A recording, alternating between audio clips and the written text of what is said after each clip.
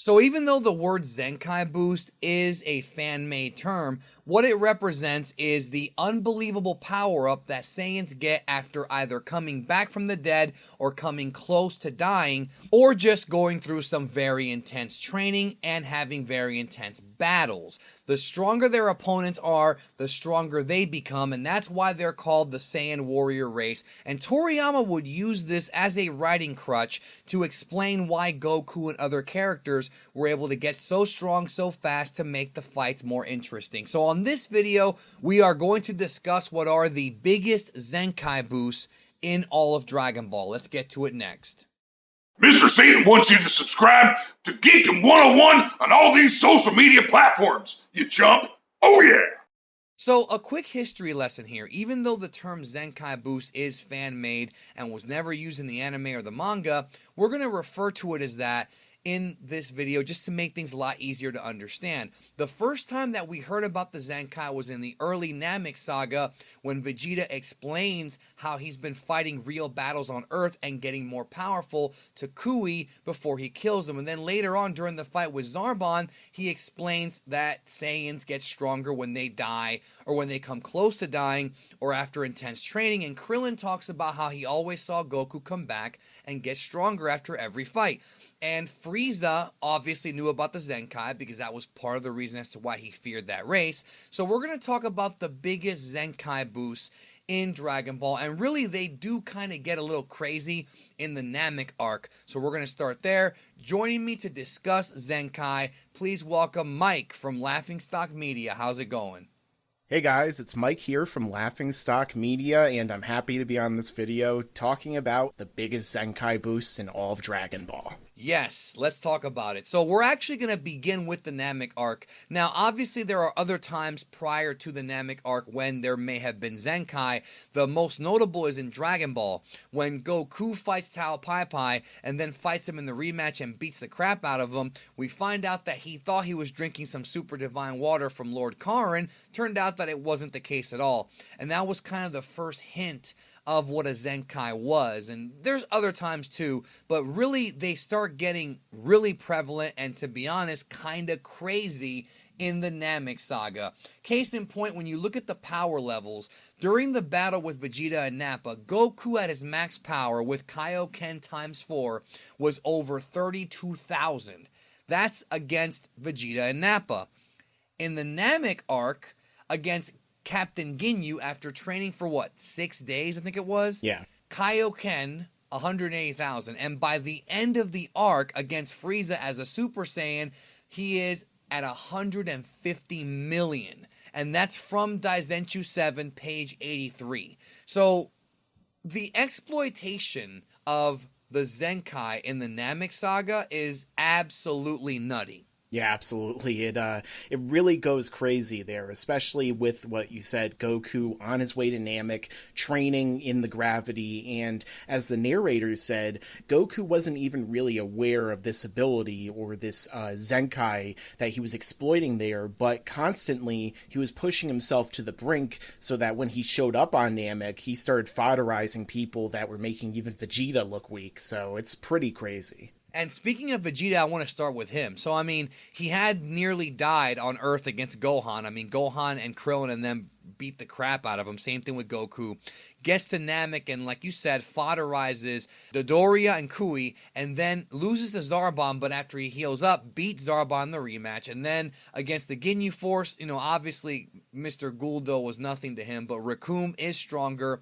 But later on, Vegeta murders freaking Jace, who is, the second strongest in the Ginyu Force. So, yeah. I mean, the Zenkais that Vegeta experienced were crazy. And in fact, as the series progressed, he fought Frieza in his first form and seemed to be stronger than him and was actually thinking in his own head he was going to go Super Saiyan against Frieza in his last form, but that didn't really turn out the way he wanted it to. No, and really when we see, he says that he, Gohan, and Krillin could have defeated Frieza in their first form, but of course it's Vegeta, so he had to egg Frieza on. He's like, oh, he won't change much, and then he destroys him. So, But it's at that point that we see that Vegeta, when he's overpowered by this form of Frieza, and then he sees how powerful the third form is, that even Piccolo, who had also surpassed Vegeta at that point, was overpowered. You know, Vegeta looks to Krillin and he says, there's only one way we can beat this guy, and that is if you give me a fatal mortal blow and you blast me so that I can be healed. And as we saw at first, Dende, yeah. And at first we saw that Dende didn't want to do that, but after he did, Vegeta powered up in just like a crazy fashion to where not even Piccolo or Gohan or anyone could see Frieza's blast moving, but not only could Vegeta, but he could dodge it, he could knock Gohan out of the way. It was a huge boost. And I love when the anime did his power up at that point, when they showed the grid and everything. It looks like almost like something out of the Matrix. It was very different and not something they did very often.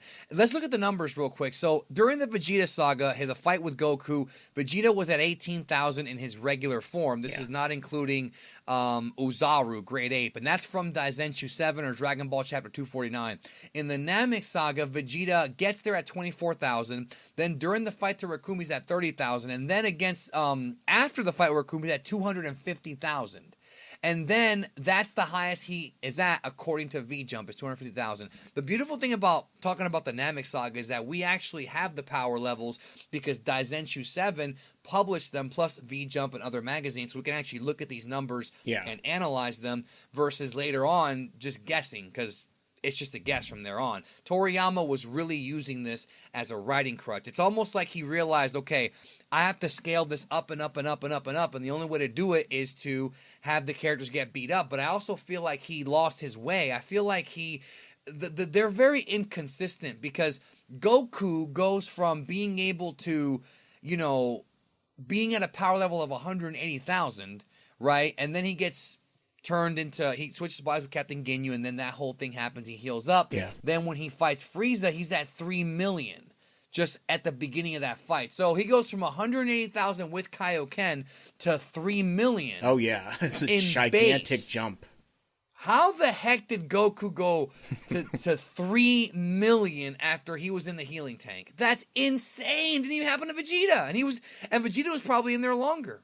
Now, for my headcanon, the reason why I think that Goku powered up to this, and I plan to do a video going further in depth about this in the future, but I think the reason why is because of how the Zenkai works. And basically the reason why we see some of these characters on Namek powering up to such a degree, even way beyond the opponent that just beat them, is because of something I like to call the active threat of Zenkai. So basically, Frieza at the time when Goku was in the chamber was fighting Vegeta, Gohan, Piccolo, and everyone, and he was continually powering up.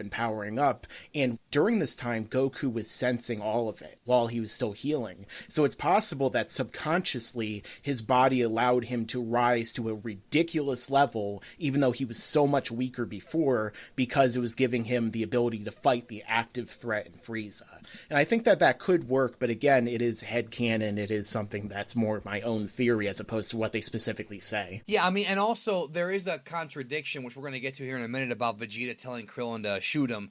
We're going to talk about that here in a moment, but moving past the Namek arc, I mean, we see those crazy Zenkais. There are other times in the Cell Saga that there are implied Zenkais. Obviously, when Trunks and Vegeta are in the Room of Spirit and Time, they train their bodies hard, and they came out stronger.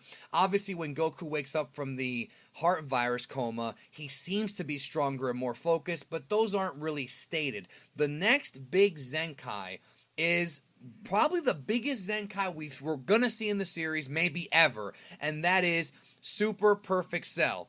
Cell goes from puking up 18 and dying with his second form, supposedly dying, blowing himself up. Then his body regenerates him into being Super Perfect Cell now, and because of the Saiyan DNA inside of his body, the biology inside of his body came back and was stronger than he was when he was just Perfect Cell. In fact, he's matching up more evenly with Gohan, who was at Super Saiyan 2. Now, obviously, Gohan was not using his max power until the very end of the fight, but still, he matched up with him much more, and he had sparks and things like that, and he was able to pretty much one-shot Vegeta with a pimp smack. I mean, he doesn't even have 18 inside of his body. He doesn't even have 18. To me, this is the biggest Zenkai in the original Dragon Ball manga. There's never been a bigger Zenkai than this one. And it's a contradiction because Vegeta told Krillin, I can't hurt myself. You have to hurt me. But when you self-destruct, you're hurting yourself. So that's a contradiction. I mean, I think that was probably Toriyama just trying to give Krillin something to do at that point that would be useful. It's like, oh, you have to do it. I can't self-inflict. But as we saw when Goku was on his way to Namek, he was self-inflicting basically with his training. So yeah. It doesn't really make much sense there. But again, this is the same fight with Cell where Goku blasted his head off. And then like a few chapters later, he's like, oh, if my head is destroyed, I die because I have a special core in it. It's like, what?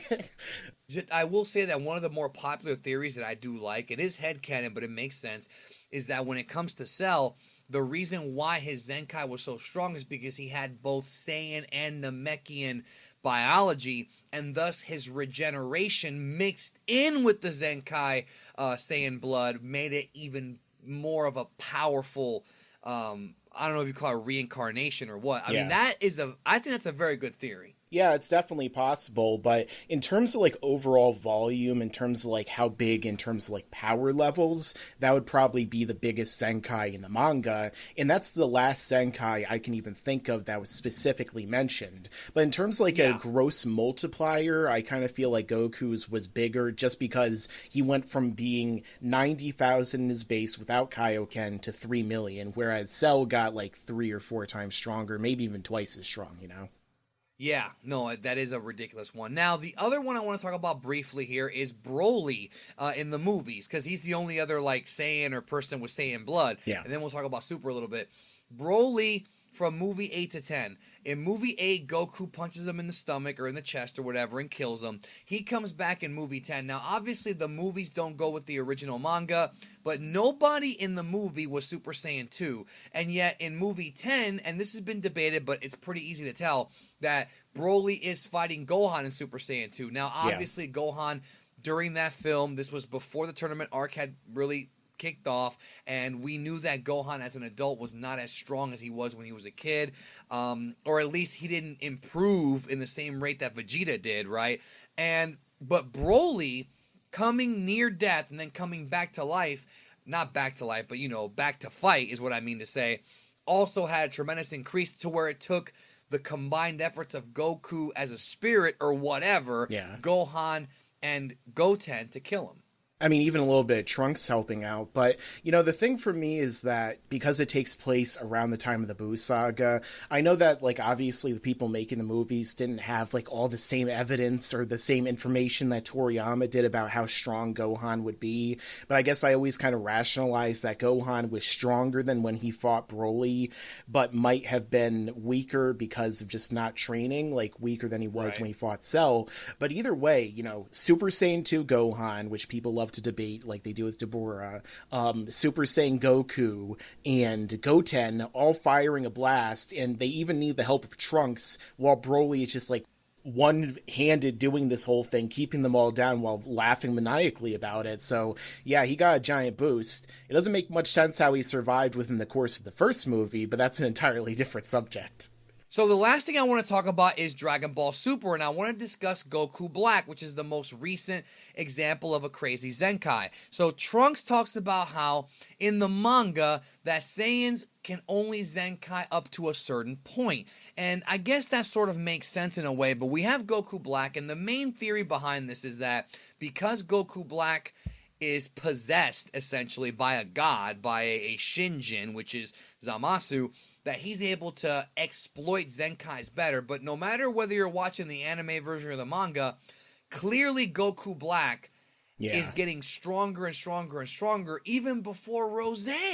Yeah, there's a big boost in the anime especially, where we see that Goku Black is, you know, on par with Goku Super Saiyan 2, maybe Super Saiyan 3 level, according to what Trunks was saying. But then when Vegeta and Goku go to the future after that initial fight with Goku and Black, we see that base Goku Black is, like, catching Vegeta as a Super Saiyan Blue off guard. He's able to, like, show up and, like, put his fingers under his chin, and he's like, oh, well, you're certainly impressive for a immortal, you know, he's like talking crap to him. So he got like a big boost. And then of course we do see Rose, and it seems like the Zenkais for him not only are making him stronger, but they're also making Goku's biology and body even more his own. Like he says in the manga, you know, these cells are becoming more his own as they regenerate. So, you know, it's a combination of not only getting incredibly more powerful, but also making all that was Goku's body and his power his own. It's kind of like, I guess you could say, Captain Ginyu, because Captain Ginyu at first could only get like 20,000 power level from Goku's body, but as time went along and he was fighting with Gohan and Krillin, he was adjusting to it. So maybe it's something along those lines. But he still never figured out how to really use that body. No. You know, whereas in the Dragon Ball Super version of the events, it's totally different because he takes over Tagoma and is somehow, you know, raffle stomping boo level freaking characters, which never made any sense to me. But that's a different video. So that's pretty much it. Those are the biggest Zenkai in Dragon Ball. There's a few other ones too, like, you know, future Gohan's implied to get a couple of them. Bardock may have gotten one in the Bardock special. Goku in the Cooler movie definitely got one. He got knocked out for most of the movie. Yeah. You know, they're there, but these are, I think, the biggest ones. And what do you think is the biggest one? Do you think it's Goku Black? Do you think it's Goku on Namek? Or do you think it's Broly or Cell? Let us know in the comments of what you think are the biggest Zenkai boosts in Dragon Ball. And, of course, we're not including, like, heroes, because that's a whole different thing. Yeah, totally different can of worms. Yeah, screw that. And remember to check out Laughing Slot Media.